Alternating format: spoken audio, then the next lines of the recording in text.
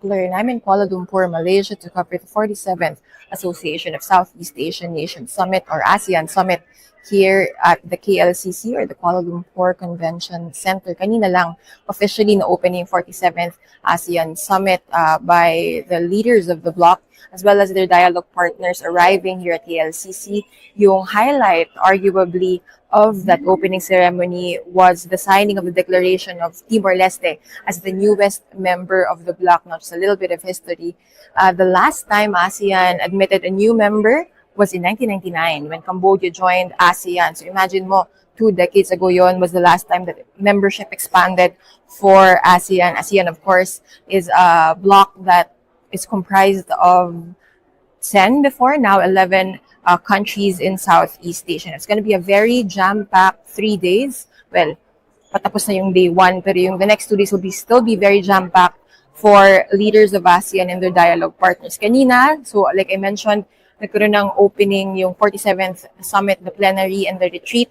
But at the same time, or right after that, leaders of the different countries held bilateral meetings, and after that, summits with dialogue partners. So if you're curious, ano bang nangyayari exactly in ASEAN? So usually these summits kick off with the summits involving only the bloc members. So only 10, now 11 members of ASEAN.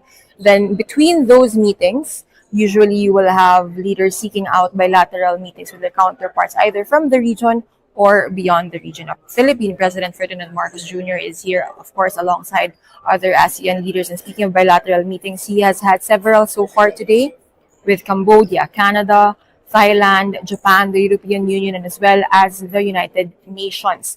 So, aside from yung summits with ASEAN members, kanina din, nagkaroon ng ASEAN-US Summit because US President Donald Trump is in Malaysia to participate in that summit as well as to witness yung expansion ng peace agreement between Cambodia and Thailand following tensions that turned into violence over a border dispute in July this year. So that's also a landmark event that happened here at the 40th ASEAN Summit. Now, again, siguro you're wondering, ano bang nangyayari exactly dito sa ASEAN? So aside from these summits, or what exactly happens in these summits is that depending on the summit, kung sino yung participants or ano yung agenda set forth by the leaders, usually these are negotiated beforehand. Some summits will tackle specifically or will focus more on trade. Some summits will also talk about strategic issues concerning the bloc and its dialogue partners. So aside from the accession of Timor-Leste as a full-fledged member of ASEAN, ASEAN bloc leaders, including President Marcos, will or have already witnessed the signing of trade agreements. Isa dun yung ATIGA. And then on the 28th, ASEAN leaders and China will be signing the expansion of an existing trade agreement between the bloc and, well, China. Another interesting thing that you think about if you talk about the ASEAN summits, no? Parang the criticism is always na this is just shop lang ito. Parang kumbaga it's about the optics or the appearance of discussions. But in a way, it's also interesting to look into the speeches and the discussions that are public, also in private. But even in public, it's interesting. Like for example, kanina, si Malaysian Prime Minister Anwar Ibrahim, in his speech, talked about ASEAN's need to renew its sense of purpose and chart a sense of hope for its people. Sabi niya, quote, "The world feels unsettled, the old order no longer certain, and the new one rather not yet defined."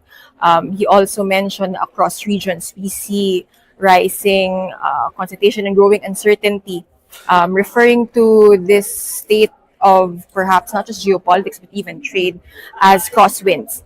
And he emphasized during his speech in opening the ASEAN Summit that understanding and dialogue can and probably should still prevail in a quote divided age. So this is an interesting backdrop or interesting way for him to frame any discussions moving forward here in Malaysia during the 47th ASEAN Summit and other related summits. No, parang after he spoke about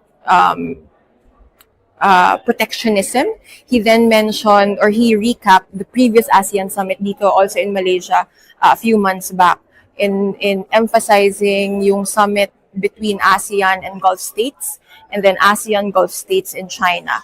Parang the key to surviving these crosswinds, at least this is the theory or the proposal that Anwar as ASEAN chairman is pushing forward, is looking for new partners, as well as revisiting existing partnerships as well. I think this is an underlying theme when you talk about ASEAN. A lot of people talk about the potential of the bloc or potential of the region in terms of economic growth, and also its key location, no? Strategic location in the South China Sea and in trade routes.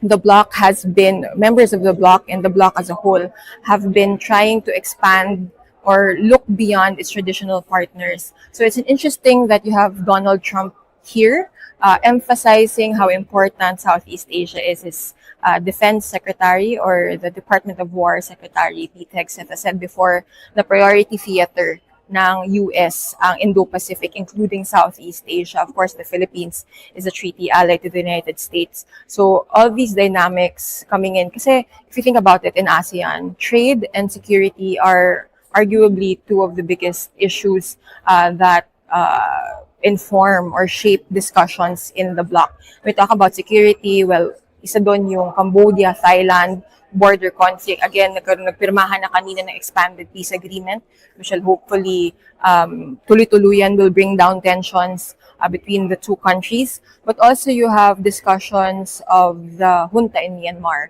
and its refusal to adhere to the five-point consensus agreed upon by ASEAN. But of course, in the South China Sea or in the West Philippine Sea, an area that's part of the South China Sea where the Philippines is supposed to exercise its sovereign rights in its own exclusive economic zone, diba? We hear and we see reports, or we see for ourselves, if you're a reporter who's embedded in these BIFAR or Philippine Coast Guard trips to the West Philippine Sea, increased aggressive actions by China in the Philippines' own waters, or in the Philippines, in the EEZ of the Philippines. Not just a few weeks ago, China used water cannons against Philippine vessels in the territorial sea of Pag-asa Island. That's an island that's beyond the EEZ of the Philippines, but it's an island where a permanent civilian population lives. And this harassment by water cannoning before vessels, the CCG water cannon before vessels, happened within the territorial sea of the Philippines. So, parang kumbaga ibang escalation na rin yun. Kasi kung dati, EEZ lamang, ito naman naging territorial sea. And so that's definitely something that we expect to be discussed in the coming days as leaders convene over and over again during these various summits. Now, Marcos himself has emphasized the importance of multilateralism and the rules-based order, not just for this summit, no, but in all of his engagements abroad. Now, the interesting thing here to see is, as chairman or as the upcoming chairman of ASEAN, where will the Philippines take discussions of the South China Sea? If it can even take discussions to a direction in which it wants it to, and which direction will the Philippines take these discussions to? Again, we're getting ahead of the events here in Malaysia for the 47th ASEAN Summit. Pero yung foreign ministers kasi ng ASEAN may aspiration or may goal na by 2026 dapat matapos na yung negotiations for a code of conduct on the South China Sea, COCSCS, yung in short yung COC na sinasabi nila between ASEAN and China. So negotiations have been ongoing for decades, and the goal is, or the dream is, for these negotiations to conclude and for a COC to be signed by 2026, or the year that the Philippines will be chairperson of ASEAN. Ang sinasabi ng Department of Foreign Affairs ng Philippines, what they aspire for, or the goal ultimately, is for a legally binding COC. Now, that's one of the more contentious issues in discussions or in negotiations of the COC. Hindi lang ngayon, pero dati pa. Kaya rin, it's been taking decades to negotiate the COC. So it's interesting where the Philippines, or how the Philippines, will steer ASEAN towards whichever direction. Now, if you want more insight into that discussion. We, Marites Vito, Rappler Editor-at-Large, and I had a discussion or spoke to Secretary of Foreign Affairs for the Philippines, Maria Teresa Lazaro, a few days ago, talking about the upcoming ASEAN chairmanship, and as well as how the Philippines sees its role in the region now and in the future as its chairperson.